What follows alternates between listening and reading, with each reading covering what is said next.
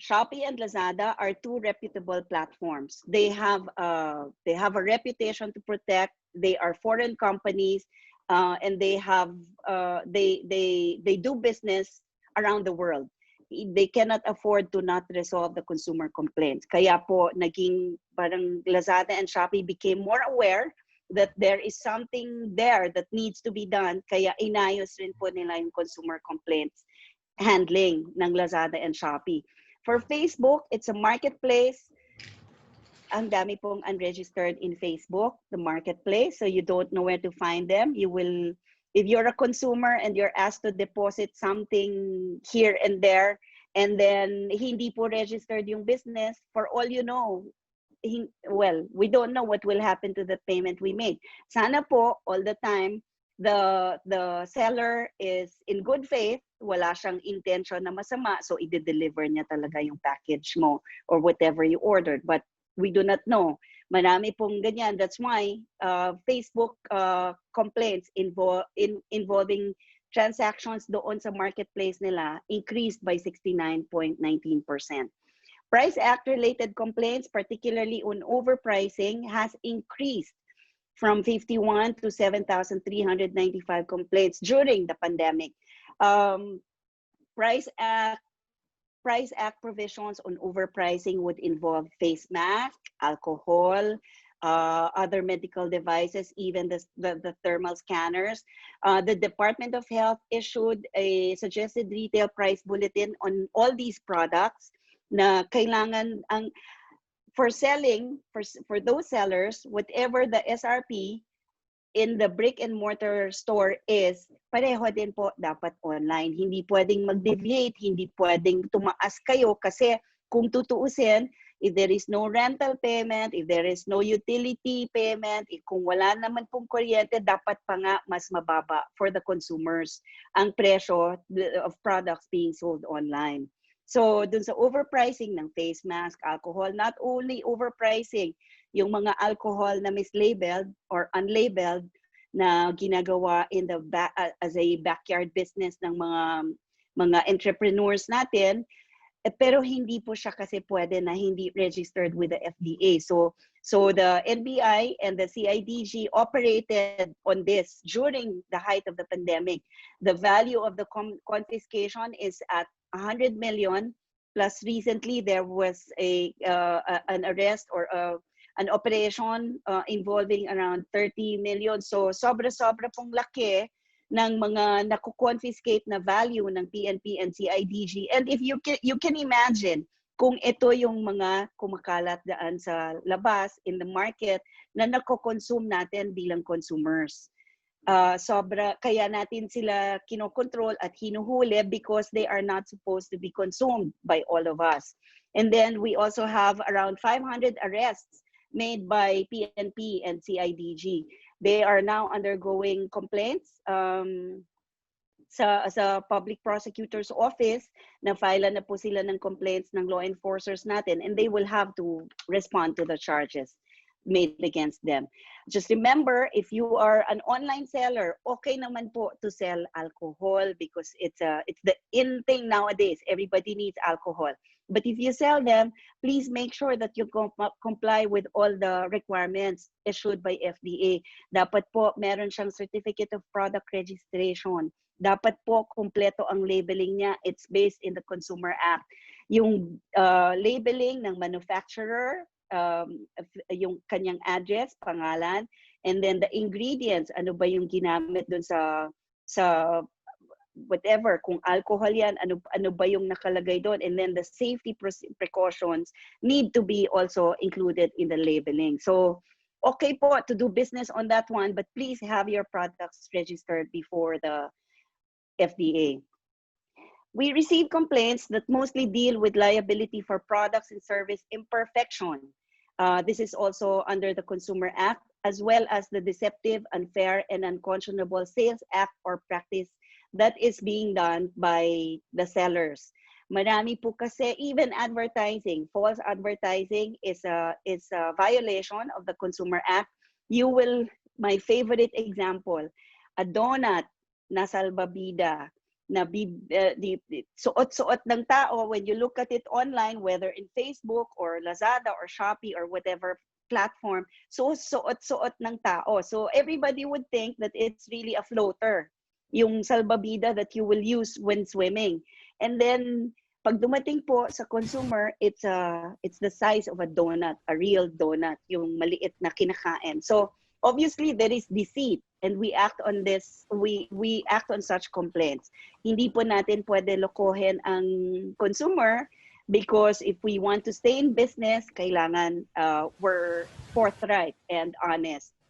So these are the complaints that we receive. Ayan yung fake items. There's also wrong billing issues or failure to deliver. Then the expired na, minsan i-deliver, expired na 3 months ago pa. Businesses, maybe it's not, for businesses, maybe it's not deliberate, pero we need to be also careful with the products that we send out for delivery. Defective items, warranty issues, wrong price tagging, just a word of caution for all online sellers here, and also as consumers. Yung wrong price tagging, it's actually a price tag provision in the Consumer Act, also in the Price Act. Kailangan po lahat ng products that you sell online, naka-attach ang price tag. I just keep quiet. I know a lot of people selling their products online. I have a lot of friends selling their products online, but I tell them to put the price tag because it's a violation of the law. If you have observed, pag nagpunta kayo sa supermarket or sa department store, people complain when the products do not have price tags. Ganyan din po online. So for people buying online, you need to look for it and ask the seller to include the price tag together with the product. Incomplete deliveries or wrong items delivered. Yan yung mga most common reasons that we receive from complainants that go to the Fair Trade Enforcement Bureau. And then, of course, you will have redress naman. Deceptive sales act or practice, we ask the seller to refund. 3 things that the consumers need to remember, whether in the physical or virtual store, 3 things that you can demand for. First is the repair of the product if it's defective, or if it's not functioning the way it should be or the way it is advertised, you ask for repair. Second is the replacement. Kung hindi talaga siya gagana, demand for a replacement. It has to be replaced with an equal value, with the exact same product or with the equivalent value. Kung wala na yung equivalent value niya, or yung hindi nyo na gusto yung kanilang ipapalit sa inyo, you ask for a refund. These are the 3 things that consumers need to always remember: repair, replace, refund, in that order. These are basic consumer rights protected by the Consumer Act. And then, okay, other concerns that we receive in the Fair Trade Enforcement Bureau, the change of preference of customers. Actually, yung change of mind po is not protected by the Consumer Act because it becomes whimsical a lot of times. Hindi po siya, ang allowed lang po under the Consumer Act yung talagang defective na produkto, or yung hindi yon yung na-advertise, or hindi talaga yon yung binili nyo pero yon yung dineliver. But for customer relations, sellers naman din may, pero depende sa pakiusap natin as customers. Kung tayo ang customer, tayo ang bibili at tayo ang nakabili, and we changed our minds, for the most part, sellers allow that. Ako, it happened to me a lot of times you buy clothes in Zara, then pagdating ko sa bahay, ay pangit. I will go there and then I just ask, Miss, pwede ba kasi pangit siya talaga? Yung, depends on how you do it. Depends on how you say it. Papayag naman po sila. So for online sellers, don't take it against the seller at the buyer. Basta lang maganda yung pakiusap sa inyo, okay rin naman, pwede rin naman siguro natin na pagbigyan yung kanilang request if they change their mind. And then we have Price Act violations. We have complaints against consumer product service and service warranties. Okay, so here's the thing. On warranties, pag hindi Pag hindi naka-specify or walang nakasulat na kailangan na maybe 3 months, maybe 6 months, maybe 7 days, or maybe 30 days, pag hindi, kasi pag 7 days ang sabi ng seller at pumayag kayo, ibig sabihin 7 days talaga yon. Whether you like it or not, if you agreed to the 7-day na na na na na ano na kayo, wait lang, na stop na kayo. But kung wala pong nakalagay, if it's implicit naman, kung wala whether expressly or impliedly, kung walang nakasulat na warranty, you will have 1 year na pwede nyong papalitan yung item na na binili nyo, as long as you keep it in the original packaging. It's unused, it's clean, it's hardly touched, hindi siya lukot-lukot, or hopefully sana pati packaging ma-preserve nyo kung plano nyo siyang papalitan.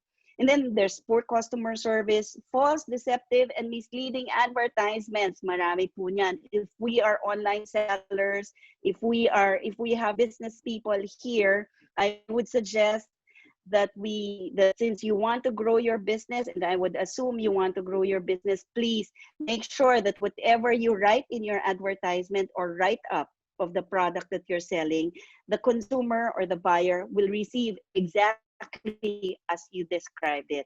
Hindi po siya pwede na red and blue yung naka-advertise mo na color. Halimbawa, pag ni-receive niya, red lang or blue lang or naging green pa, hindi po pwede yon. So whatever you describe it to be, kailangan po the consumer will receive exactly as it is. So, like I mentioned earlier, that online sellers without established reputation or standing, physical address, no physical address, email address lang, the consumers will have to go to PNP and CIDG. We will accept complaints and facilitate and help you, but CNDI po and CIDG will require the device that you use. So, kailangan nyo pong isurrender. And this is one turn off for consumers who complain to us. Ayaw na po nila. May deposit ka, diba? Hindi ako kumuha sa DASMA. Nawawalan na sila ng gana. Ayaw na nila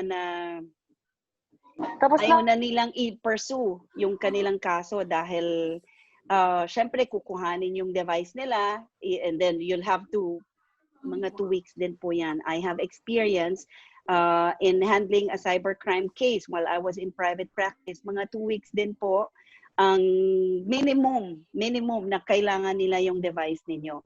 So I would suggest for all of you consumers, buyers, shoppers online, please make sure that whoever you buy from, meron pong physical address at as much as possible na verify nyo po yung kanilang physical address.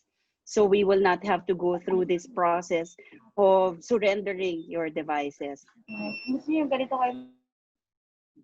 Okay. And then, so this is what I mentioned earlier, the Philippine Online Dispute Resolution System.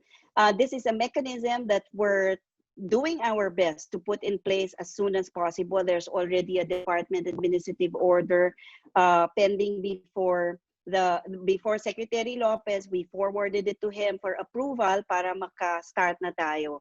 And of course, this will cost much. This will cost a lot for DTI and the Consumer Protection Group.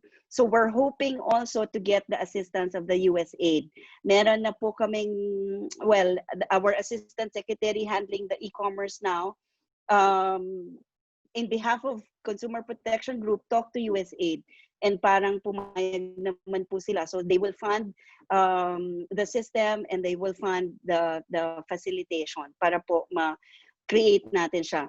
Please remember, this is that you can file your complaint anywhere you are in the world if it involves a Filipino seller or a Filipino buyer, whether or not it happened here. At any stage of the transaction, it can be resolved through the ODR system. This is not an add-on. It's just an enhancement of what we already have. Physical cases can still be filed or emailed to the Fair Trade Enforcement Bureau. We're not removing that. This is just going to be an additional mechanism for all consumers to make it easier for all of us.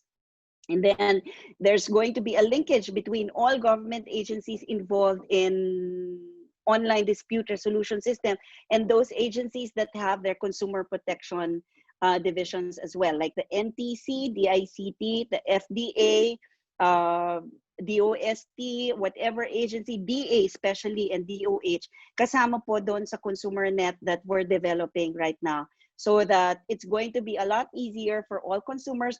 Hopefully, we get this done. Parang very impossible po if I say we want it done by the end of the year, pero baka po we will need at least half of 2021 to be able to complete this and make this, put this up and running for all of us. Sample online advisories that we do in DTI. Ito po, with the help of the ASEAN Committee on Consumer Protection, there's the good business practices that should be applied online, not only in the physical stores, but also online. And then we have all the laws necessary, and we're pushing for some more, like the revision of the Consumer Act and the Price Act to make it apply to modern times. And then the Internet Transactions Act now, bill that is being pushed in Congress. Hopefully, talaga, wish lang natin, it becomes a priority bill for the next Congress so that we will all be served by this law. And then these are sample consumer advocacies that we do. And then also in DTI, we have the Consumer Policy and Advocacy Bureau that handles advocacy, the advocacy portion of DTI. This webinar is hosted by the Consumer Policy and Advocacy Bureau to educate all of us, not only the consumers, but also the sellers, so you will know how to handle your business in relation to the consumer buying from you or patronizing your products. And then the one on the bottom right, you will see it. What is a legitimate online seller? Ayan po. A legitimate online seller has a physical address or a location. You have the contact information in your web page or website or whatever. And then you have secure payment options. Why do we say that if you're legitimate, you should have this? If you're legitimate, you have the credit standing, and financing institutions and banks will provide you that payment gateway.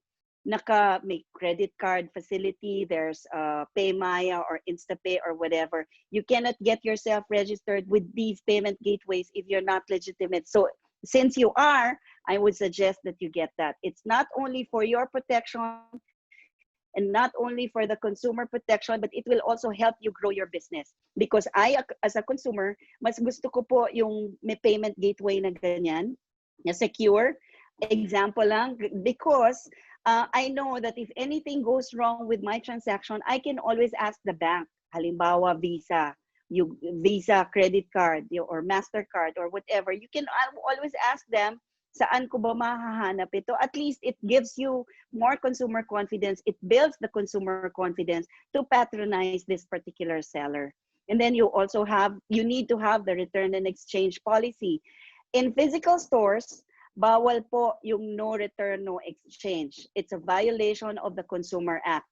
So dapat sa virtual store, bawal din siya. So if the consumer wants to return a product because it's defective, because it's the wrong size, because it's the wrong color, or whatever reason, return and exchange should also be accommodated by the seller. And then all other relevant information that you might need. The importance of registry. We always tell the consumers, the online sellers, if you have a certificate from the BIR, if they you registered and they issued you the registration, i-post nyo yan sa website ninyo or i-post nyo sa page nyo or whatever platform you're in, and then it's going to help consumer confidence. You're going to get more consumers to patronize your business. If you get a registration from DTI, the certificate of business name registration, i-post nyo yan dyan. And then from SEC or whatever government agency, it will help build consumer confidence to patronize your products. So that's very important. Other relevant information, whatever it is, pwede nyong ilagay doon. Please just make sure that whatever information you include there is true. Hindi po siya pang build up lang or hindi pang advertise lang. Basta we have a truth in advertising law. So whatever you say as advertisement should be true.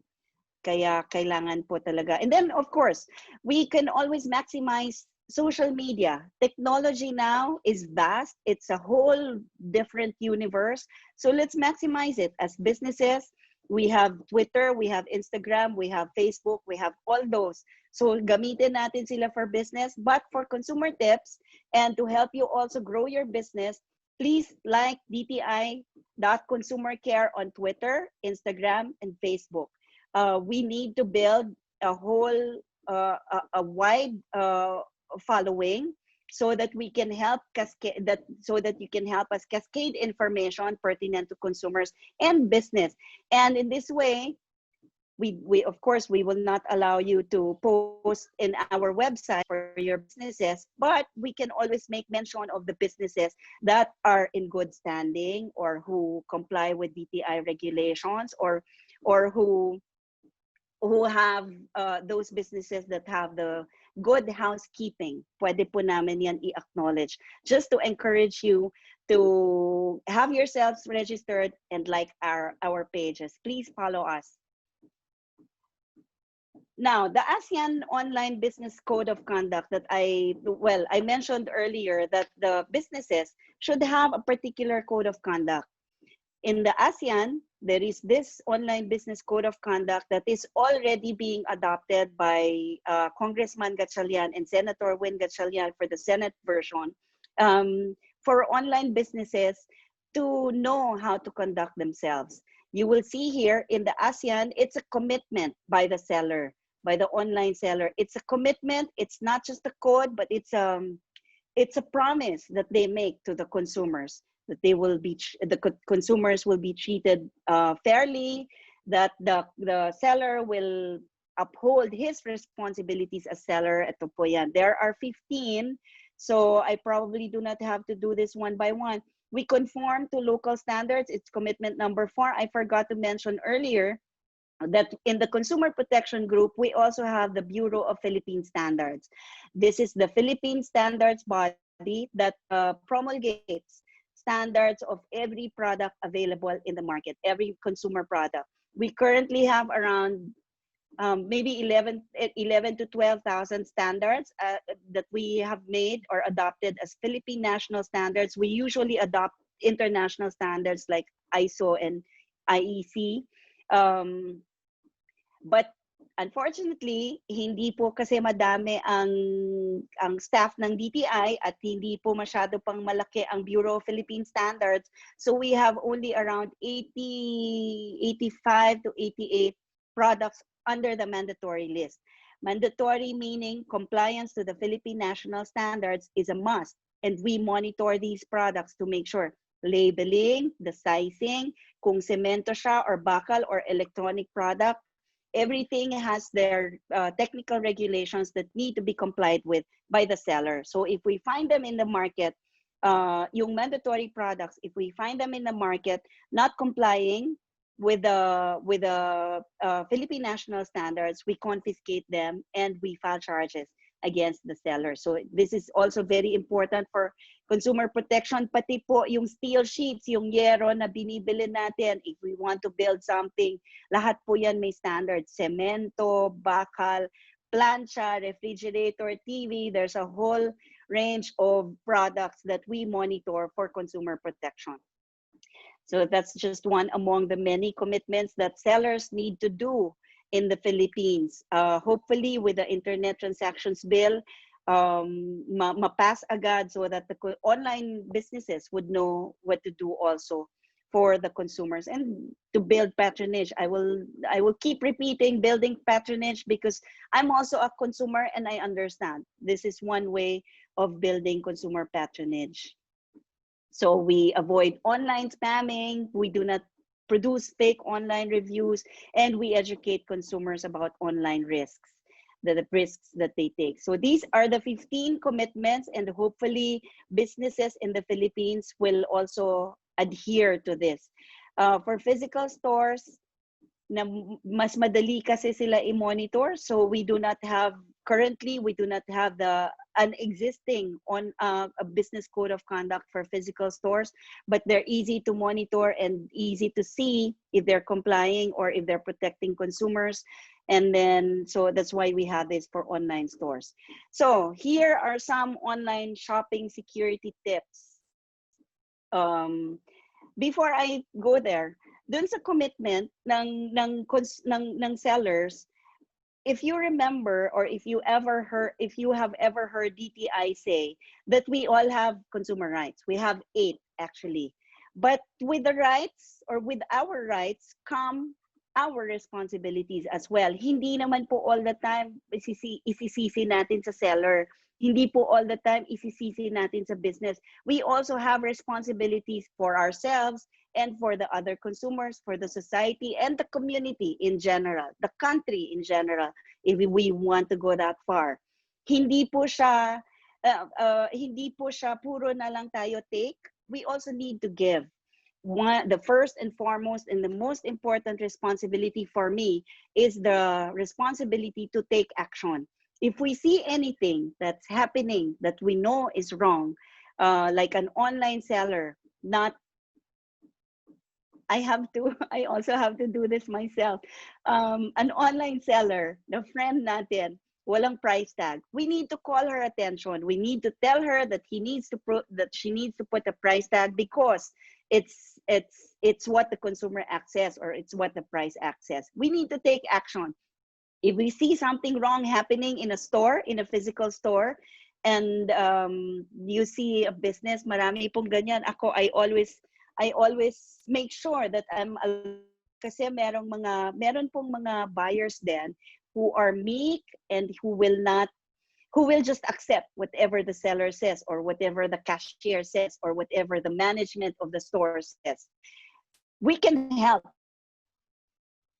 Pero hindi naman para makipag-away tayo. Tutulungan lang natin siya probably to explain her side, or probably to convey the message that she wants to convey. So yung mga ganon, to take action. If we see anything wrong that is happening around us as consumers, please take action.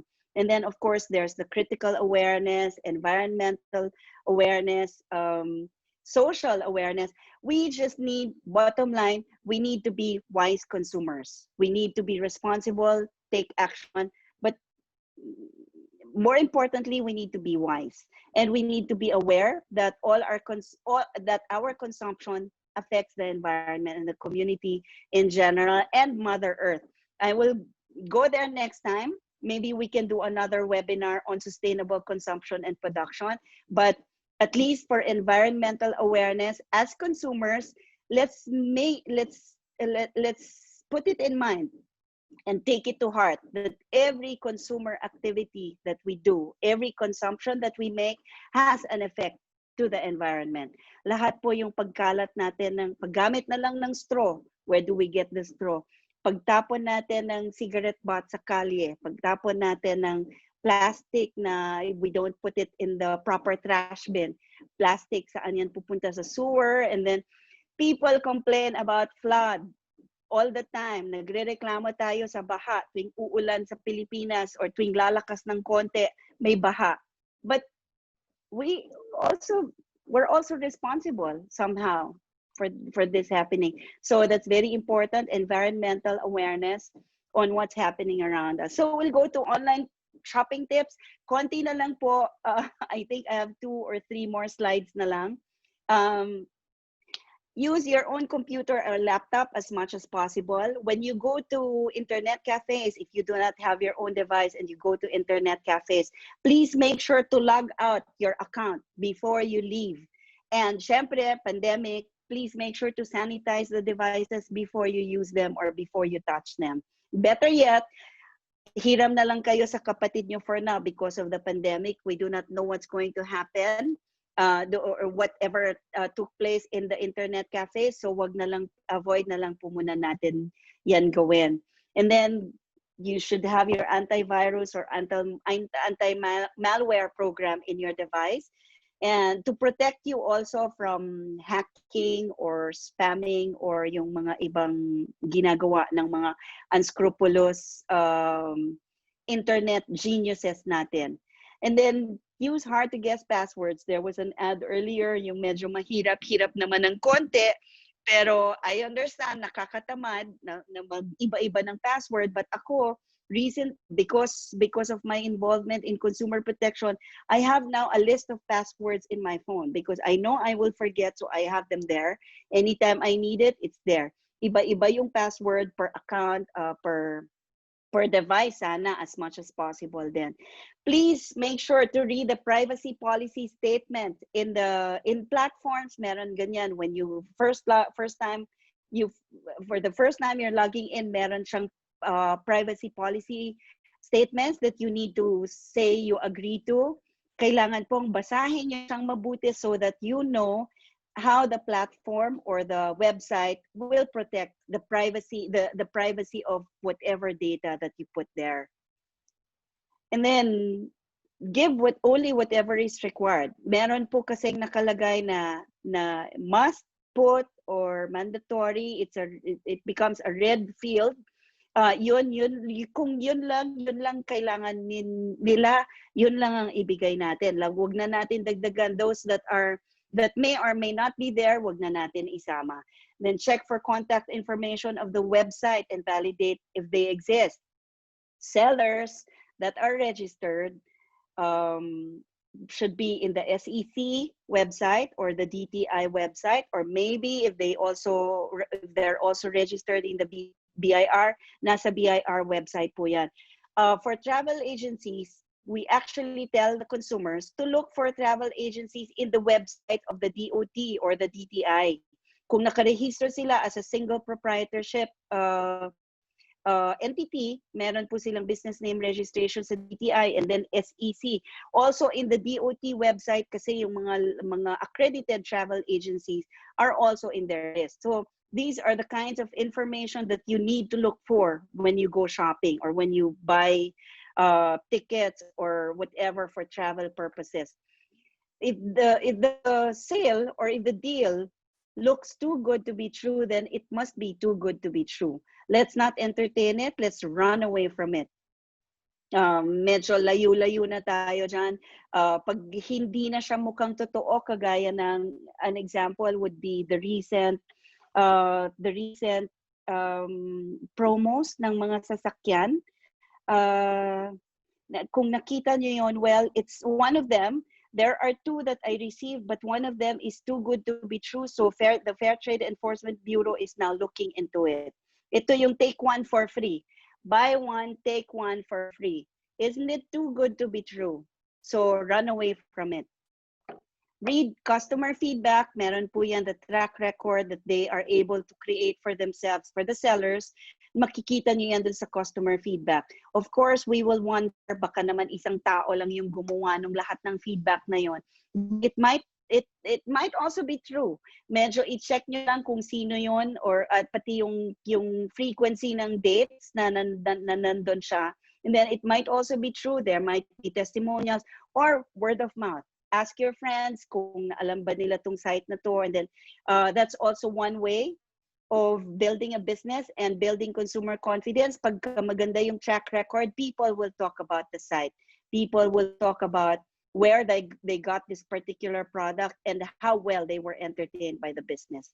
The terms and conditions and payment methods, of course, should always be read and understood by the buyer. Kung tayo ang bibili, ayaw naman natin na basta-basta na lang kahit hindi natin naintindihan, go nang go sa pag-click ng button to pay. We as consumers need to also protect our money. We need to protect ourselves. Kailangan po tayo din mismo, the first person that will protect us is us. So, basahin po lahat yan, hindi basta click ng click, baka masyado tayong ma-excite dun sa deal na gusto natin kuhanin. Please read everything first. And then, use secure payment only. There are some, of course, the method that is preferred mostly by consumers is the cash on delivery kasi gusto natin ng masigurado natin. But remember, not all online sellers will be able to allow the courier service provider to accept. Kasi hindi naman nga, ang transaction is between the seller and the courier service provider. It's not the buyer and the courier service. So baka po hindi sila masyadong papayag na hindi nyo kuhanin. But if you're also a buyer in good faith, you deal with whatever your concern is with the seller. Hindi po dun sa the poor service provider na papagalitan pa natin pag mali yung produkto. Hindi po. They know nothing about whatever was sent through them. Hindi po sila ang seller unless yung platform has a sister company or has engaged this particular company only to do all the deliveries or to provide all the logistic services. Yun po, iba naman yun. Yung pagkaganyan yung sitwasyon, most of the time, the seller would allow the courier service provider to return. Meron pong ganyan, but not all. So the general rule, whatever problem you may have or you may encounter with the sales transaction, please deal with it directly with the seller. Yung ngayon lang secure payment only, yan po yung mga you pay via Cebuana Luerrier or you bank deposit or ganyan. And then the next thing you know, when you go back to your computer, the seller is gone. Ito po yung mga fly-by-night sellers na kaya ayaw natin yung mga payment modes na hindi secure. Like I mentioned earlier, pagka po siya may payment facility by the bank or by yung InstaPay, PayMaya or ganyan, may registration po sila somewhere, so you'd be able to track them or find them when you need to. Then log out your account after every transaction unless it's your own device and you do not leave the house or you do not bring it around. Pwede nyo po siyang i-keep na nakalog in. But you can also make it a habit to log out every time or just make sure not to use other people's computer or not let anyone else use yours. So that is all for consumer protection on internet transactions. Thank you very much. I hope I did not take too much of your time and I hope that you learned something from this presentation. Thank you. I'll give you back to Thea now. Maraming salamat po.